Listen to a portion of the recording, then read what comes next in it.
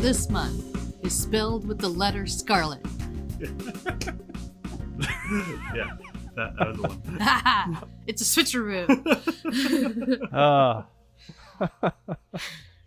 Yeah, I like that. Literary humor. That was definitely the right one.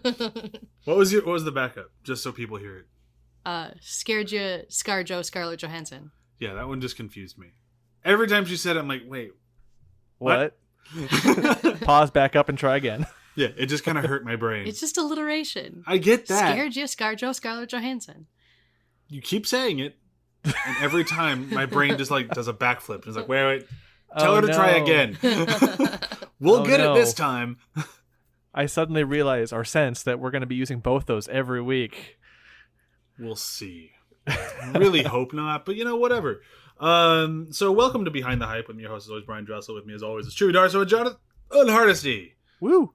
Hello. Sorry, I kind of hiccuped in the middle of your name there, John. That's okay. I'm used to it. I did not mean to.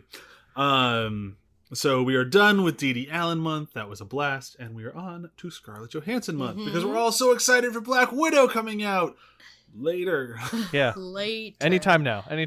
Yeah. Later, where somebody is crying in their pajamas in their bed, going, "I have so many movies to reschedule for their releases." So many movies. There's some coordinators out there just going, fuck. How do we do this?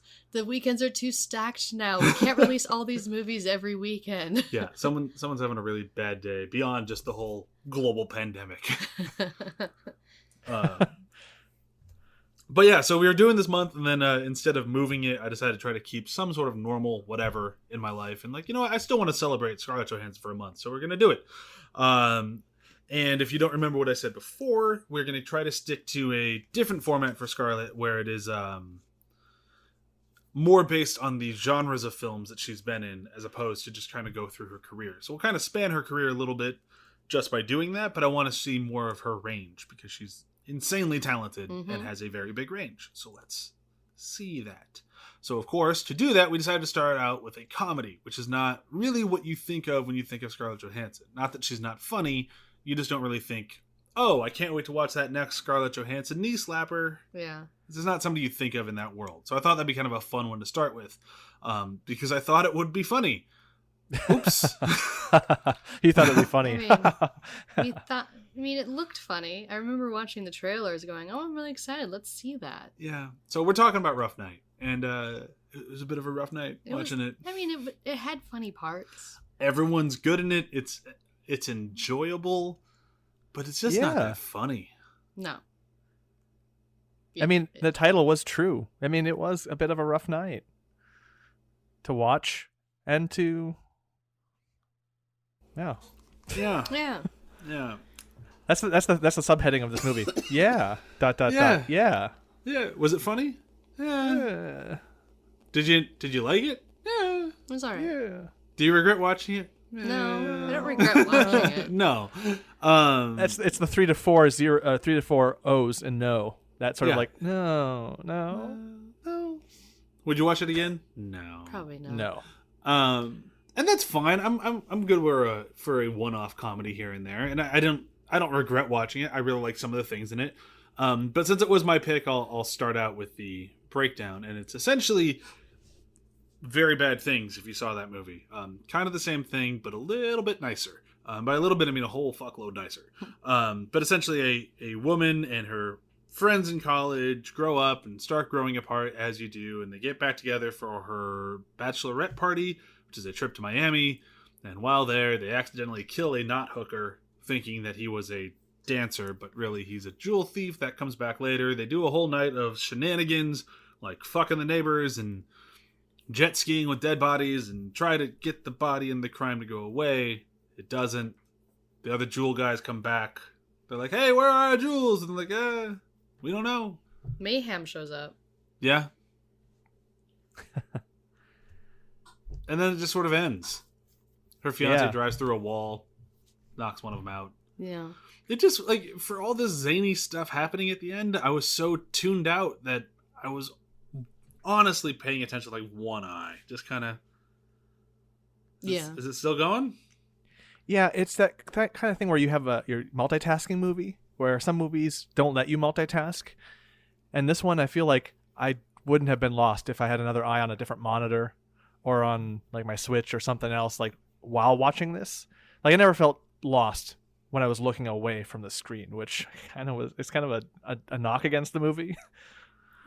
Yeah, it's just kind of bland, and it's really unfortunate that it's bland when you look at the cast. Like everybody who's in it, you have Kate McKinnon, Scarlett Johansson, Jill, I'm blanking on her last name. There's Zoe Kravitz. Zoe. Yep. Joey. Catwoman. Well, I'm really maybe. excited. Hopefully, I think she'd be awesome as Catwoman. I'm really excited to see that. Hopefully, what's her name? Jillian Bell. There it is, Jillian Bell. They have Jillian Bell. You have just a ton of people, and I don't think it's really any of their fault. Like you can tell they have chemistry. They're all funny together. They bounce off each other constantly. It's just... Well, they made Jillian Bell play a character that we both loathe. That's very true. And the jealous friend. Oh. No matter what movie it is, girl, guy, could be anything. The jealous friend is annoying. Yeah, and especially because she just sucks up so much of the movie with just it. Whenever it starts to get like a rhythm going of like, oh, this is going to start being entertaining, then she just slams on the brakes. And then you're just stuck looking at her face while they're like, oh, she's conflicted by her emotions for her other friend and her other friend's new friend. This is uncomfortable for them. And it's like, right. Fine, but I get it. I'd rather it be funny now. Yeah. Yeah. And we got her shtick like very quickly in the movie, like what she was going to be. And the fact that they just kind of keep hitting her trait, her flaw at us over and over again. Like, I don't know. I wasn't rooting for her. And then it was worse that she caused the whole thing. I was like, just turn her to the police. The end. Like, yeah, I'm not on her side at any point in this movie. Not even at the end. I'm just like, oh, you guys are like... Well, I'm not on any of their sides. Because I'm just like, dude, what are you doing? Just call the cops right away. The moment someone in a movie starts being like, oh my gosh, I don't know what to do with this dead body, and then starts moving it, unless you're already a criminal, I don't like you. But here's the thing, is I think that happens in countless movies. It annoys me every time. In my opinion, it speaks to the quality of the film of whether or not it bothers you, like to the degree that it bothers you. If it bothers you where by the end of the movie, you're still just like, fuck them for even starting this whole thing, then it wasn't a very good movie.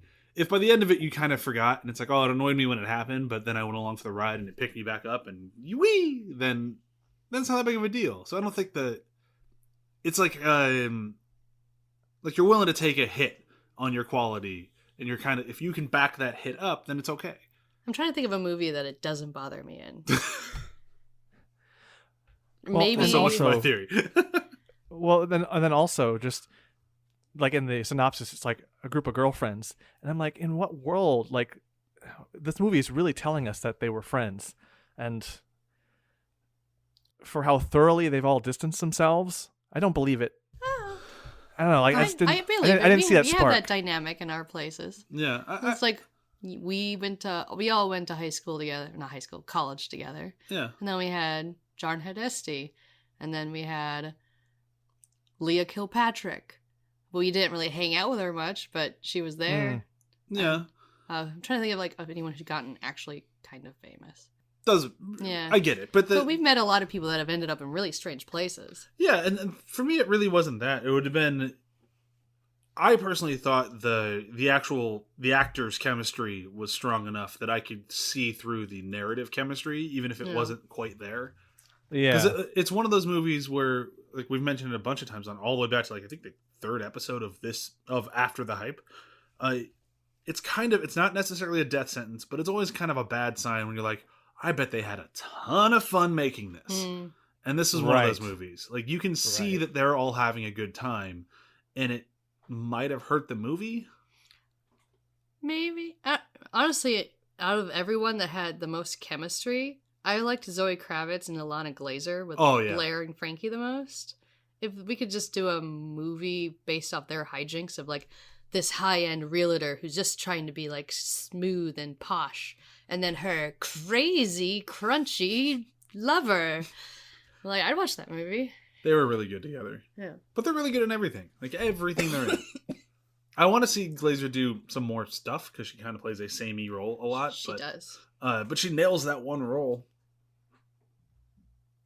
That was meaner than I intended it to be, but she's very good at it. I like her when she pops up in Sesame Street videos. I don't think I've seen one of those. No? She's really good. I don't.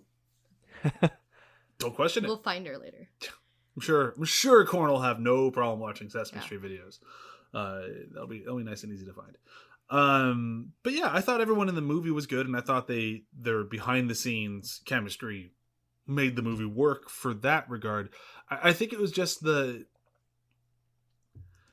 never got into it. Like, I was always just kind of like standing outside the window. Like, it's, I don't know how else to describe it. Like, I just never really got into it. It never took me anywhere. The whole time I was just kind of 1 foot out. Well, and the movie, like, for me, it felt like the movie was trying to get me and trying to change its tactics to get my attention and keep it. Because after a while, suddenly, her boyfriend or her fiance, Scarlett Johansson's fiance, like, his whole thing started coming in, and I was like, oh, we're doing this now? Like, I kind of felt dragged along. I mean, I guess maybe that's the point of the movie. Maybe that was unintentional. Like, we're supposed to all, as an audience, feel dragged along, like everyone else, to Jillian Bell's, like, thing. Like, I don't know, the movie felt like it was forcing me to have fun. Trying to, like, here, let's have fun. Let's go crazy. I've scheduled all the itinerary. And I'm just like, why? See, for me, like, and just, I want to talk about these guys for just a little bit here. For me, I thought that one of the more disappointing things in this movie, and you notice it a lot with these sort of comedies that are like quasi gross out, but not really, but like but they hire the gross out comedians. Yeah, like those sort of things, but for women, where they give the men the stereotypical women role. And this one did it way stronger than I've seen it done in anything else. And I kind of liked it. It felt more like, to me, like they just said, you know what? What if all these guys were like Frasier or Niles? See, that's what I was thinking too at first. But then they have all the moments of like, you need to go to him. Like, you need to get in a car and drive. And like, they have all those like insanely like rom-com moments of like the best friend speeches. And it's all with the dudes. And they're having just a nice, beautiful night, tasting wines. And it's crazy. Oh, but this one needs to be chilled. Right. And they hired all these very good improv actors. So I don't know how much of that was scripted, how much of it wasn't, but it was stupid, but I was into it. They lost me when they went with the sad astronaut. Yeah. And I'm there like, on out it was no.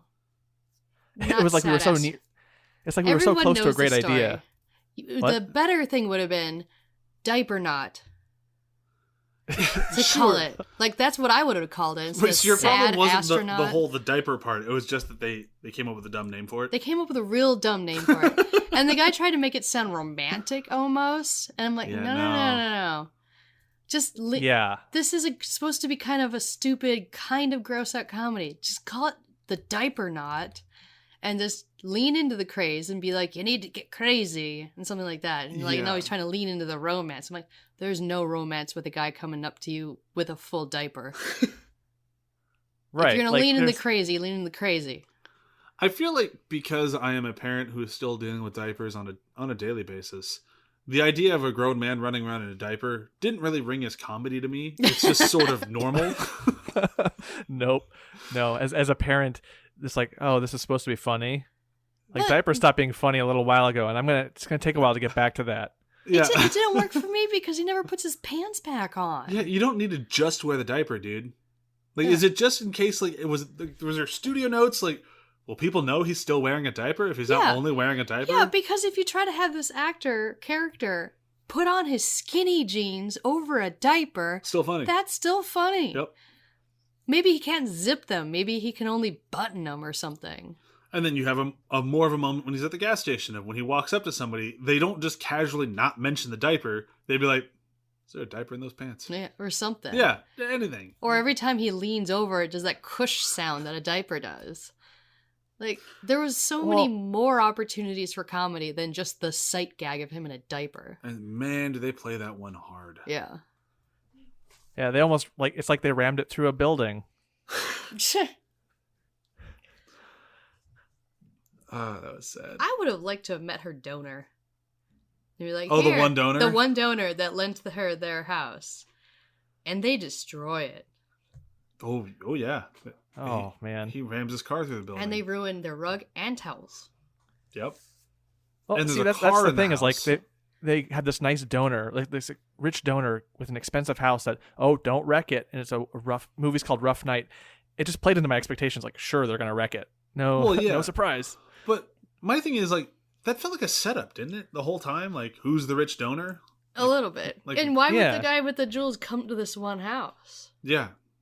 Like, two very weird things they don't even bother trying to explain. Yeah. And I like they kind of hang a lampshade on that a little bit with Kate McKinnon when they're in the after party thing. Like, so nothing happened to you? Yeah, no, apparently we did in Florida, like, killing a good guy. Like, we did a good murder. Yeah. So we just got to leave. And that was just kind of hanging a lampshade on, like, there are some loose threads here. Fuck you if you're thinking about them. And it's like, okay, I kind of appreciate that, but... They're poking But at the same time, yeah, the movie wasn't engaging enough for us to not think about that either. Yeah. Yeah. I don't know. And the whole time... See, that's the problem. These type of movies need to make me not care about logic. Yeah. And I kept caring about logic the whole time. Like when they're trying to dispose of his body in the ocean, I'm like, no. You need to find a deep sea boat and really get out there. Because, oh my God, we can still see you from the shore. That thing's going to wash up immediately. And lo and behold, he washed up immediately. Yeah, that was just kind of frustrating. Yeah, it made the movie frustrating for me. Well, and then also at the same time, just one hit to the hit to the head with the corner will kill him. But then, like... Can. Well, yeah, that definitely would have. Yeah, but like then when Kate McKinnon flips off the boat and like practically breaks her neck and just starts getting up and wobbling all Looney Tunes like, it's like, okay, that was also a part that started to lose me a little bit. Part of me was trying to think that maybe she was actually going to die. Yeah, I thought that's when the movie was going to start going very bad things. Which, if you haven't seen Very Bad Things, it is basically the same movie. They kill a hooker and they go to bury her, and then one by one things get insane and they all start murdering each other throughout the movie. And I thought they start murdering each other. Oh yeah, it gets real dark and real violent. And I thought that's where this was going to turn. I'm like, wow, I am so here for this. Like, this is not what I expected this movie to be. When she fell off the jet ski, and then when she's in the next scene, I'm like, oh, nah, she's fine. I'm no longer here for this. Well, because then I'm questioning the death of the prostitute, because it's like, well, okay, so now she had an accident that will kill her. And then she didn't die. So I guess the movie is going to just play loosey-goosey with who lives and who dies. Like, so then I started thinking, like, it got me thinking about plot problems when I should have been thinking about, this is hilarious. Yeah. Yeah. So this is a rough one. And we're not even talking about ScarJo. No, that's where I was going to try to go after this. Like, let's actually talk about her a little bit. Because we haven't been talking that long, and this one is just tough. And with her straight man in the movie, she ends up being the most boring person again. Yeah, but that's always kind of the problem of the straight man. And like, the straight man is more there to move the plot along, and for the most part, she does that. For the most part, yeah. Does she though? Because Because she's not the one that has to have sex. She's not the one that notices the camera. She didn't smash her own phone. What did she do? Nope, you're right. Yeah, what did she do other than say, we can't do this because then my career will be over? She saved them sort of at the end. She saves the day, and she yelled a lot at that one girl. How did she save the day again? I don't remember how she... She shot the guy in the leg. Okay. Yeah. And she pretended to not be an action heroine. Like, she dumbed down her fighting skills. I'm like, no. You're Scarlett Johansson. You can just kill everybody in the room with your pinky. Come on. Let's be realistic here. Chewie's questioning ScarJo's stunt abilities. I'm not. I'm just questioning, like, her character. She wasn't very interesting. No, and I don't really blame Scarlett for that, though. No, I blame the movie. Yeah, I don't think it's just a very well-written movie. And that's kind of the sad part, is I think Scarlett Johansson, everyone involved, was doing the best they could with what they had. I wish the movie had leaned further into either being zany or being dark. Yeah, but just about the actors themselves. Like, I don't think that was really on them to be more zany or dark. No. I'm blaming the writers. Yeah, but I just want to talk about Scarlett's just performance overall for a little bit of because I think she did a fine job. She just didn't really have much to do with it, but I liked what she brought to it. She still made the character. She had her character flaws, which were very obvious, and she kind of wore them on her sleeve. But I liked that. Yeah. I really enjoyed how she interacted extremely differently with the quote unquote friend, she's her friend, but with the Jillian friend versus the Kate McKinnon friend. Like, she was two different people because she would have had to have been when she was in Australia versus here. Mm-hmm. Not different, but you know what I mean. One's more guarded, one's more loose. Yeah. And even at the beginning, she had a funny moment where she was she was trying to smile in that video, her political video, and she was playing awkward, and kind of had a chance to be a little comedic there. And I was like, hey, you know what? There's something there. And also in her argument with her friend or Jillian, like she gets to be emotional with it and get a little angry with, gets to play a little bit in emotional territory that's different from just what the rest of the movie was having her do. So there's things in there that are like, I can latch on to. It was funny that when she's screaming at her best friend, it's just like, oh, this is her wheelhouse.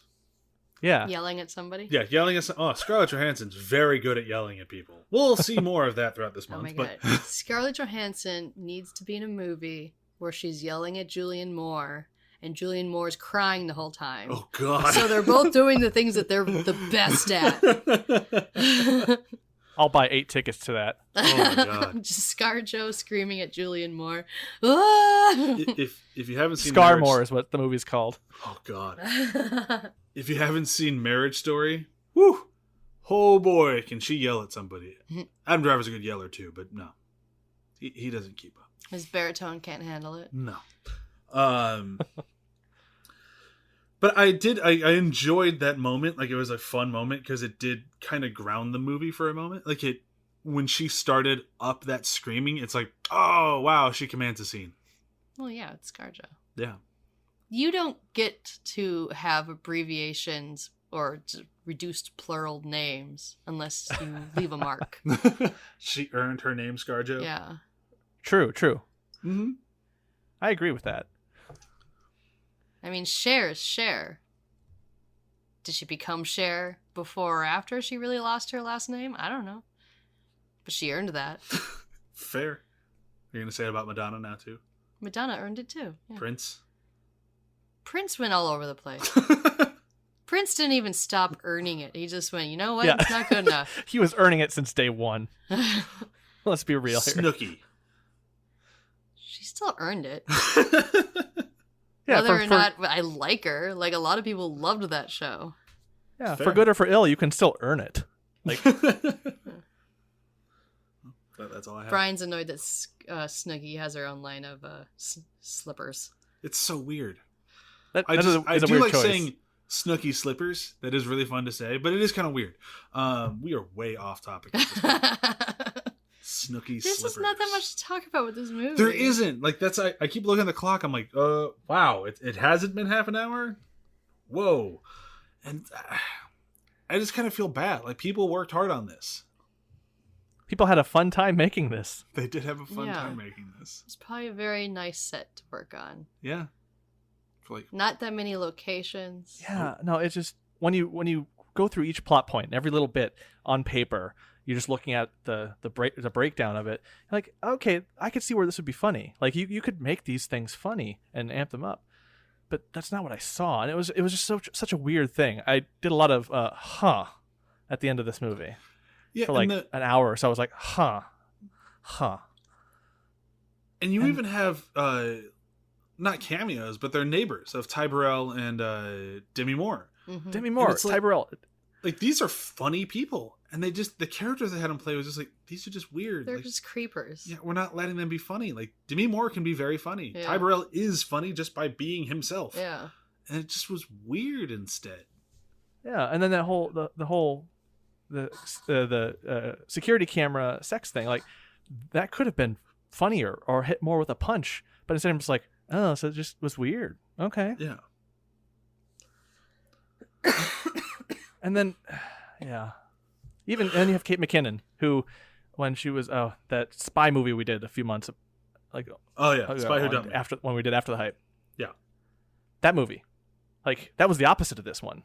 Just shenanigans after shenanigans, just piling on each other, and you have great actors doing, like, running circles around each other, trying to one up each other in the comedy department. And here you've got that same level or even more talent, just not doing it. They're not doing the laps.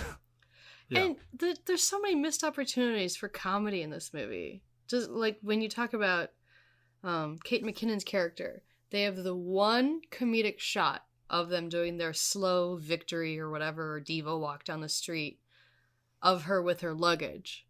Oh, yeah. And then they immediately forget about it when they get in the club. And I'm like, no. You have a woman who just flew international with 2 giant suitcases in a club, and now she's supposed to be doing coke in a bathroom, a crowded club bathroom, and you're not making any sort of jokes about her luggage? Yeah. Right. They should have been doing that off the luggage, because it's a great counter, right? Yeah. No, but I've never done coke, but I know you don't want a fabric surface. Well, there were plastic ones. The plastic then ones. go for it. Yeah, then they go were nuts. that glaze over the image type. Then have a good time. Yeah. Kate McKinnon. I don't know. Then go nuts. Yeah. Really. There's just things to be like, if you're going to make a one-sight gag about the luggage, why do you make it them walking down the street and not like her trying to move that around the club?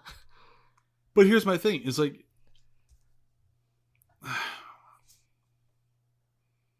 it's such a small thing, we should have forgotten that. Yeah.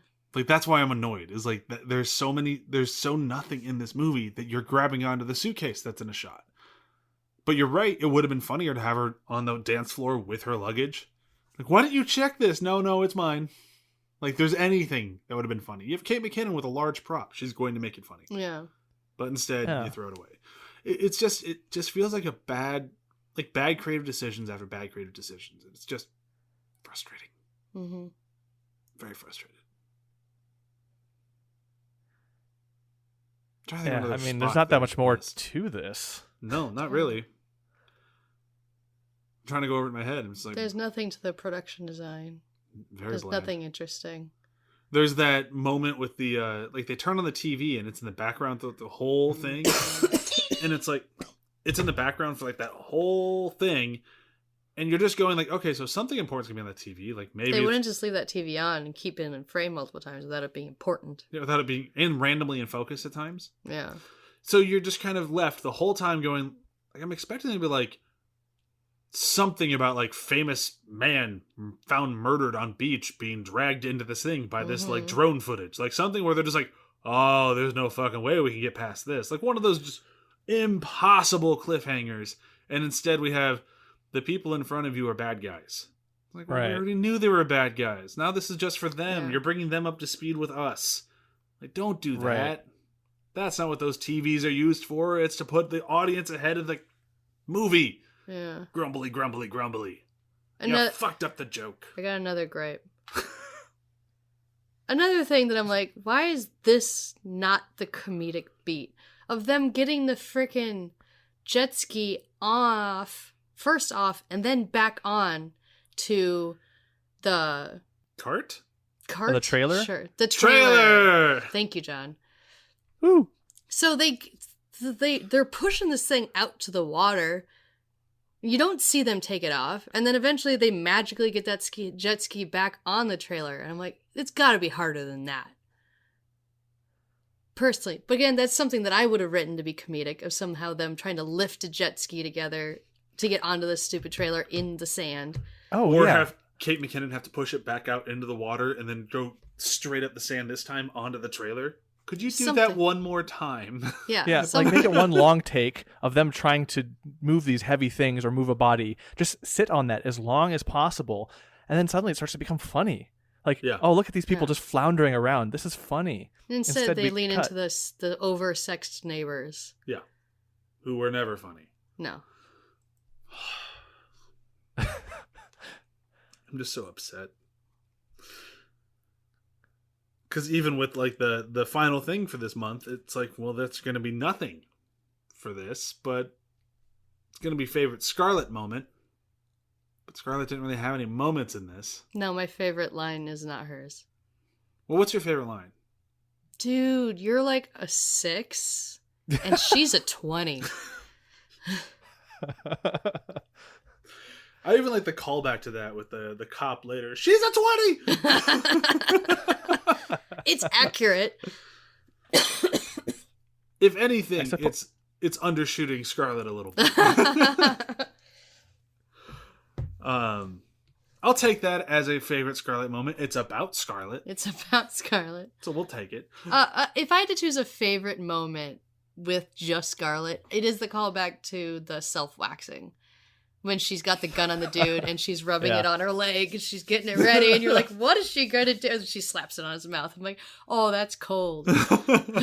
His lips should have been bleeding. I mean, they were bright red. They should have been bleeding when he got back to them. But in the 4K version of this, you can see it. Yeah. I liked that. I liked the eye contact she had with him while she was doing that. My favorite moment was also related to that, but it's when she finally had her meltdown and is yelling at everybody, and she yells at her friends, and stop shaming me about my body hair removal. I just loved all that. And I also loved when she's done with all that, she looks at Kit McKinnon, you've been fine. And as far as my favorite moment, again, I mean, doesn't involve Scarlett Johansson, but Kate McKinnon doing physical comedy, even though it doesn't fit in the movie, when she's thrown from the jet ski and just flops around. I'm like, yeah, that's funny. Like kind of a smirk amusement, but like for me, a highlight. Ouch. Yeah. Because it's just like it's pushing in a different, like it's trying. It's trying. I don't know how else to put it. It's trying. And like they're using her. Like they're using that actress for comedy. Well, at least they tried. Yeah. Okay, so I'm just going to call it there. We did the best we could with this one. It was a bit of a rough night to watch. It was a bit of a rough one to review it. But I still enjoyed watching it. I'm so glad I saw it, and it's always fun watching Scarlett Johansson do something that she's not known for, like comedy. So even if she wasn't the funniest thing, it's still fun watching her. And she had one really good funny moment with everything about shaving her crotch. Yeah. She made that funny. She really did. Yeah. So we'll move into plugs. Actually, no. We'll do the review system. I wasn't going to, but yeah, I will. And it's going to stay the same thing. It's double features. So back to the movie. It doesn't have to be another Scarlett movie. It can just be any movie in the world. What would you double feature this with? The Spy Who Dumped Me. Oh, yeah. Yeah, kind of like, and I hate to say it because this is Scarlett Johansson month, but like de-emphasize her element to it and be more like the Kate McKinnon double feature, which is more of a knock against Rough Night. I really like ScarJo as an actress, and I liked her in Rough Night, but starting with Rough Night and then going to something super funny to end the night would be how I would double feature that up. Yeah, I would do the one that I mentioned earlier, like with Very Bad Things. And you'd have I would do this one first and then do Very Bad Things. Of like, okay, so this is how the story could be done. And this is how it should be done. And and hopefully you'll enjoy Very Bad Things. I don't know how it's aged. It's got a rough cast. It's a rough movie. But you should watch it. It's funny. And really, really, really, really not. But kind of is. But also really isn't. But let me guess, sort of is? It kind of is. All right, I'll go with The Sweetest Thing. Sweetest Thing. Okay. Julia Stiles? It's with Cameron Diaz, Christina Applegate, and Selma Blair. Oh, yeah. I remember that thing. That is a very underappreciated, gross out female movie. It's about, it's a classic rom-com. Girl loves guy, guy is somewhere. Girl's gonna run after guy and just prove her worth to him. And there's lots of really gross moments throughout, and girl bonding, and the movie ends with everyone cheering for a girl giving a blowjob. That was a hell of a thing. It's a hell of a movie. That movie leaned in. That movie didn't have much shame. That movie has no shame. That movie knew what it needed to be. I recommend that movie. Again, to watch after Rough Night. So then you can cleanse your palate of, all right, we need someone who can really lean into themselves. Cards on the Table, I'm not a big fan of that movie, but I bet I'd like it a hell of a lot more watching it after Rough Night. Yeah? Yeah. Like, that'd be the way to watch that one. So The Sweetest Thing. Yeah, I liked it. Nice. And so we can all agree that Rough Night is always the first movie in this double feature. Unless you just want to go to bed after watching the first one. But, yeah, right. You need a nap before you go home. All right, so now we will go into plugs. I will say we're in Corona Cartoons. We had our first episode of Clerks, the animated series, and then our second episode was fucked beyond repair. So we did an episode on Rick and Morty with Emily Blake, and that was a lot of fun. And I had always said, I don't like Rick and Morty. I'm now watching the whole thing. I'm in season 3. I'm enjoying it. It's not Venture Brothers, and it's definitely not better than Venture Brothers. So everyone who's told me that is wrong. Yeah. But it is still a good show, and it's still entertaining. But to not be better than Venture Brothers is not an insult at all, because there's only one Venture Brothers, the best show ever. So, I'm not biased. Right. You can't beat perfection. Yeah. I will plug Superstore. And I'll also, on the topic of coronavirus, I will plug, don't buy toilet paper from the liquor store. Because you'll bring it home and you'll realize it's scented. And then you'll feel terrible. Been hearing this for 2 days now. 2 days. Oh, no. I didn't know they made scented toilet paper. She's very mad about this toilet paper I bought. I did not realize that you could make scented toilet paper. Neither did I. And I didn't know it'd be this big of a problem if you did. You can smell it when you open the closet. Yeah, I know. I haven't opened the closet, but you've told me that 4 times today. Oh, no. So I second Chewy's claim to not buy scented toilet paper from the liquor store because Chewy will chewy you. I mean, it could be a funny moment to put in a movie someday. The only toilet paper you could find was something with a really big center, so it's not actually very much toilet paper. I'd rather use my sock! And it smells. I don't know why. Why? Poop stinks, man. John, anything to plug? Yeah, we've got pandemic picks every day.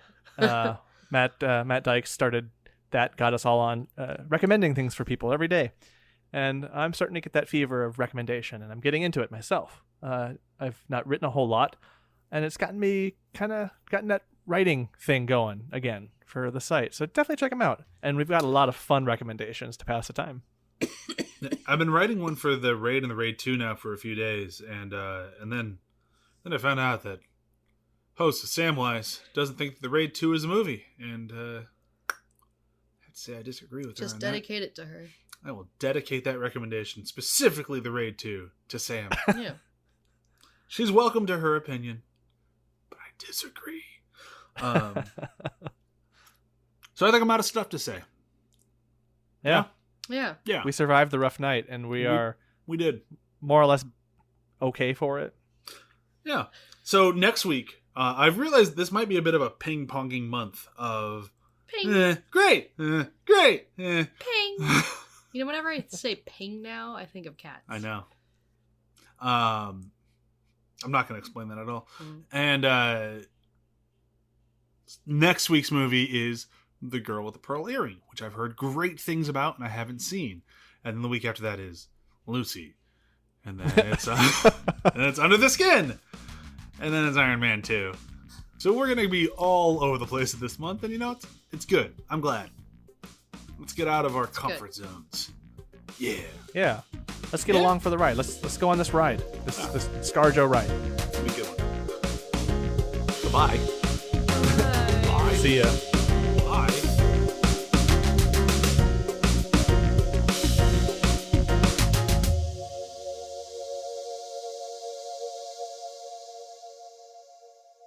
See you later, bozos.